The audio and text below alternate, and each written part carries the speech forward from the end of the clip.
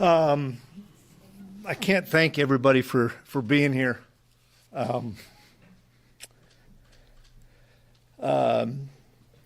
It just goes to show me and prove to me that the good guys win, and doing things the right way and doing it with class and doing it with integrity is the right way. And guys, that's the K-State way. And it's been an emotional day for me. I am at peace. I've had so many colleagues, former players, parents of current players, text, call to congratulate Rhonda and I. And it's why I'm in this business, is to have that impact not just on a kid that plays for you, but on a parent, on a support staff member, on everybody that you touch. And that's leadership to me. Leadership to me is how many people you can impact on a daily basis and make sure that's a different person every day. And as I retire after close to 35 years in this business, I've already visited with our players, but I'm one of the lucky ones. I spent 15 years at the last two stops, and that's a rarity. And I know some people in here have had that ability, and it's unique. It doesn't happen enough anymore. And relationships with players, impacts on people that reach far beyond this game, that's always been my passion, and that's always been my burn, is trying to continue to impact people. I believe that, and believe and live like this, that players play for coaches that care. Coaches coach for coaches that care, and a support staff supports a head coach that cares. And I hope everybody that's come across me, whether it's players, support staff here at K-State or places I've been, have said, I will say this, that guy cares. And he's going to have my back. And I'm not going to throw people under the bus, and I'm going to continue to love them. I'm going to challenge the heck out of them, but I'm going to love them. My entire coaching life, I've put other people first. And for the first time ever, I'm putting Rhonda, Devin, Haley, and Colby first. I got to express my gratitude to and thanks to Gene Taylor for believing and entrusting this program to me. It's hard to believe it's been nearly 7 years ago that Kenny and Preston and Starkey came up and picked me up. They'd never been so cold in their life in Fargo. And we flew down here and started a journey that it's been almost 7 years. And I took this job with little to no Power 4 experience. But I had a guy that believed in me and loved me. And I'm proud of what we accomplished in these 7 years. Won a Big 12 championship. I think we had eight or more wins, and there's 8 teams in the country that had that for 4 straight years. And we made it to a bowl game 6 out of 7 years at a place like Kansas State. And we did it with hard work, we did it with dedication, we did it with the right kind of people, and we had everybody with both feet in all the time. And that's not just players, that's coaches, that's support staff, that's everybody. I'm a big believer in being defined by a moment, not a body of work. And thanks to all the great players, thanks to all the great support staff, thanks to all the great coaches, I look at my 5 years at North Dakota State with great players, great coaches, great support staff. We won 4 national championships in 5 years. Look at my 7 great years here with the accolades we talked about. And as a head coach of Division I in 12 years, I'm damn proud of the body of work that all of us put together. And guys, I'm not going anywhere. It's not a funeral for me. And I told the guys that. And I've always said this when I come into this room after a tough loss. Do not walk around eggshells on me. Don't do that. We're gonna celebrate my career. We're gonna celebrate. I'm gonna be around here next week for the players. I'm gonna get out of here this weekend with my family and go see my kids. But I'll be around here next week to visit with all our players and answer those questions of those guys. But I can't thank all of you enough. I can't thank all of you enough for being the people who you are and for allowing the Kliemans to come into Manhattan and build something here. And Gene and I talked about this a couple of different times. I followed Craig Bull at North Dakota State after he won 3 consecutive national championships, and people said, don't you dare follow Craig Bull. And we won 4 or 5. And I followed the greatest coach, in my opinion, in the history of college football, in Bill Snyder. And everybody said, don't want to do that. And I said, I just followed a guy that won 3 in a row, and we did okay. I'm ready to go to work. And I think we did a pretty damn good job here. But guys, I'm gonna depart you now and let Gene kind of run the rest of this. But I love everybody, and I appreciate everybody, and thanks for everything, guys.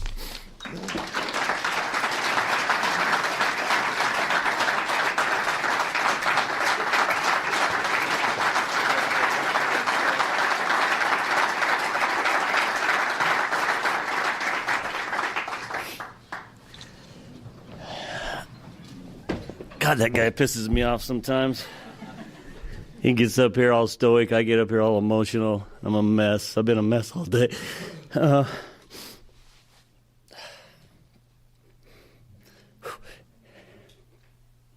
See, that's why it pisses me off.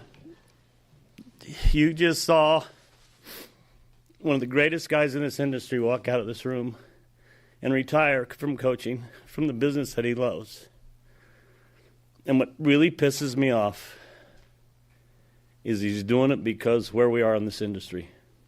And if we don't get this thing fixed, and I mean I'm a part of that, as every AD in the country and the conference commissioners, if we don't get this thing under control, more really, really good guys like Chris Klieman are going to walk away from this business. And I've already seen some of my colleagues do it because they just aren't ready to deal with what we're dealing with. We have to get this thing under control. We have to sign these participation agreements, every school in the country.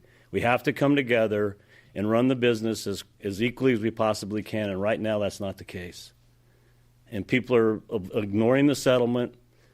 They're doing things that are outside of the settlement, outside of the agreement, and we need to get it under control. If we don't, more good people like Chris Klieman are going to leave this business. And I'm going to do everything I can to make sure, in my role as athletic director here and at some of the committees I'm on in the country, to make sure that we figure out this thing out. But it really hurts me that guys like Chris Klieman are leaving because what they came into the business for is different.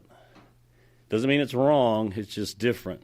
And we have to find a way to make it as fair as possible across this country, and right now it's not. So that's my soapbox for a minute. I'll answer any questions you guys have. And by the way, I really appreciate all the staff that's here, and I think it means a great deal to Coach that you guys came, and really appreciate it from my heart, too, that you guys showed up for him.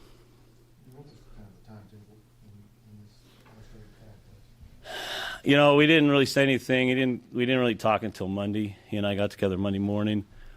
And at that time, he still hadn't really decided. He just talked through some things, where he was mentally, where he was family-wise, and said, Gene, I just got to take a couple of days.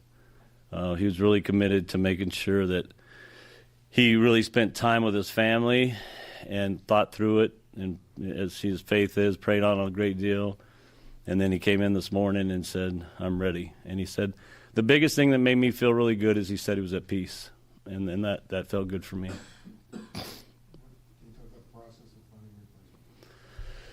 Well, you know, it starts now. Obviously, I haven't done anything. I haven't talked to anybody. I I wanted to give Coach his respect and his due and let him talk to his team. And now as I told the team this afternoon, the business is different now. It's going to be fast. It's going to be efficient. And we need to move quickly. And we've already got all the things we need to be in place. So when we get to the point where we're ready to make an offer, that things can happen very quickly. And I think we need to make it happen quickly for the players and the staff so they know where the next direction is we're headed.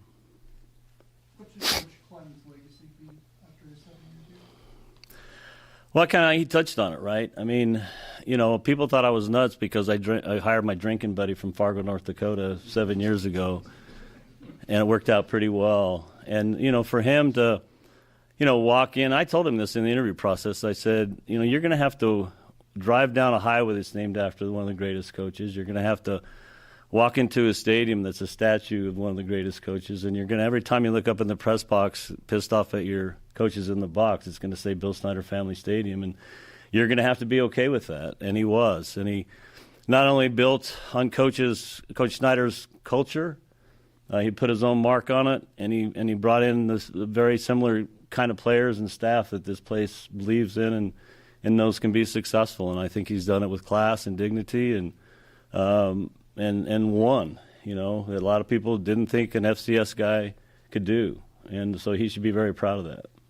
Is he intended to coach the ball game? We haven't gotten that far. He really wants me to talk to the players first and see if their interest is, and I'll do that. I think tomorrow is get with the leadership and see where they are from a bowl perspective, and then we'll go from there.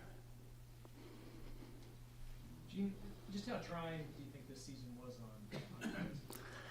I think obviously it's pretty trying. I mean, if you saw him after the Utah game, and I think that was when I first, actually it was my daughter who said, "Are you concerned about Coach Klieman?" And at that time I wasn't. I figured it was just the emotion of that game. He wanted to win that game so badly, and I think how it ended really frustrated him for the team.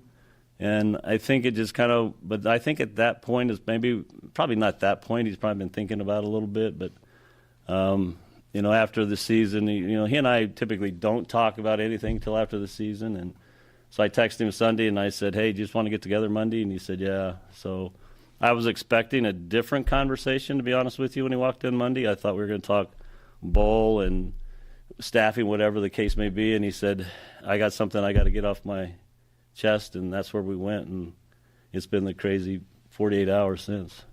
Did you try to talk him out of it?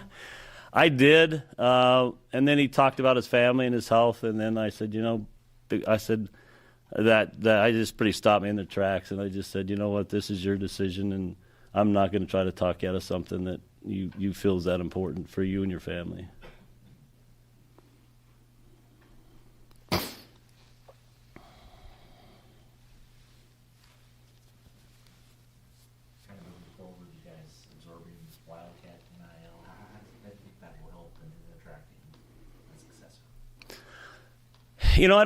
I don't know that it'll have a major impact. Obviously, they did a great job for us in the interim, not in the interim, in the Wild Wild West. I thought Curry and those guys were great, and they were aggressive. I think for now it's just about what can we do. Obviously the rev share piece, we have that. We're going to always have the minimum or the maximum number of rev share dollars, and now it's about going out and finding dollars for true NIL, and I think we have to get aggressive. And I think as a staff, we've got a plan in place to do that. But like he said, we're going to do it the right way. We're gonna make sure we're doing things the right way, and that's never going to change here. Contract-wise for Coach Klieman, just wrapping it up, is that something that has to be discussed over the next couple of days, or Yeah, I mean, like you said, he's going to be around, and those kind of things. We'll figure that out after he takes some time with his family and comes back next week, and we'll let him visit with the players, let him do his football stuff, and then he and I will get together and wrap that up at some point.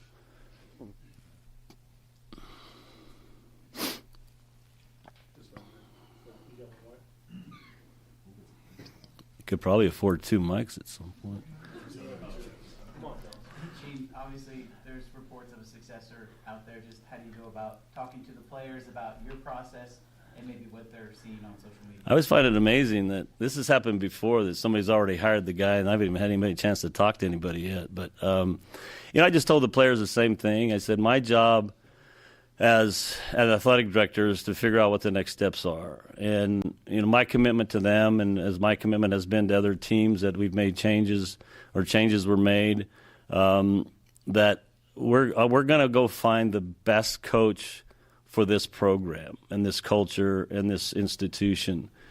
And we're gonna do it the right way, and that's going to be the major focus. The major focus isn't about me or winning the press conference. It's about these players, this culture, this team, and finding the best fit for that. And whether that takes 2 months or 2 weeks or 2 days, in this environment, it's going to happen a lot quicker and a lot more efficient and a lot faster. So that was my message to the players, that I made a commitment. I told them, I've done this a few times.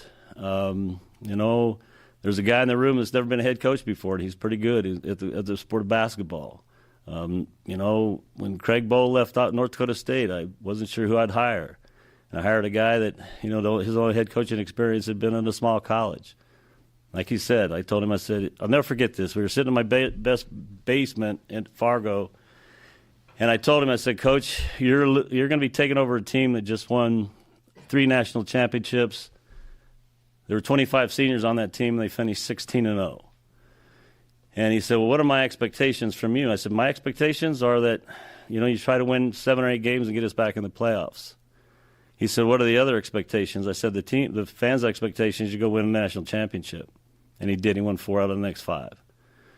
And so when I hired him here, because we had the similar conversation. He said, what are your expectations? I said, you're replacing a Bill Snyder. He kind of worked out pretty well. And so I have experience in finding the right people for the right positions and doing everything we can from the support system to make them successful. And we're going to do the same thing this time around.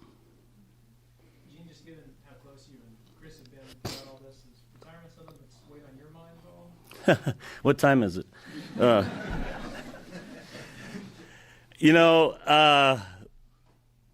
I mean, it has been. I mean, I've been doing this a long time. I'm not, 50 years old anymore, but I'm still committed to doing. I mean, there's a lot of people in this room that I care about, and I want to keep working until I feel that we have everything in place that we need as a program to be successful. And I think we still have some things we need to do.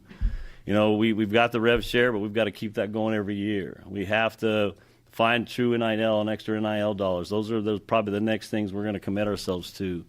And then at some point, I'll look back and say, okay, and I've talked to my buddies who've retired, Gary Bart at Iowa and Bubba Cunningham at North Carolina, and some of these guys, and they said, you'll know when the right time is, and right now I don't feel it's the right time. Have I thought about it? Absolutely. Hell, we bought a home in Arizona, and every time I go out there, I think, this is a pretty good deal. I maybe should probably just stay here for a while. But I'm not ready yet, and I want to make sure that because of where I am in my experience, I have some chance to sit on some committees now that can help make some decisions as an industry that can maybe put us in a place that we're going to be better off. But I'm not quite ready yet. And with the next coach, is there anything you think you'll stress with that person about what it'll take to get this team back to a Big 12 championship level? Yeah, I mean, I think, it's really just finding out from them what they think is what it's going to take. I mean, they're the football coach. I'm not a football coach. And so I'm going to ask the question, what do you think you need? What are some things you're going to need to be successful in today's era? And that's the conversation I'll have with that candidate or those candidates and say, tell me what you think you need. And my guess is a lot of the things that they think they're going to need we already have in place. And then from there it's just, once we make that decision on that coach, help them put together that staff and the things they need. But I'm not a football coach, obviously, but I understand the culture here and what it's going to take to be a fit in this place, in this wonderful place. And that's the first and most important thing, is finding that right fit. And the rest of the thing kind of starts to fall in place after that. Frank, you haven't retired yet, but you look pretty relaxed back there. Yeah, I guess. Any other questions for Gene? Just on the successor, you talked about, has there been a point of contact reached out yet? No, like I said earlier, I have not, and I was going to wait to get all through this today for Chris, and when I probably go back into my office, I'll probably start making calls. But I haven't talked to anybody at all yet.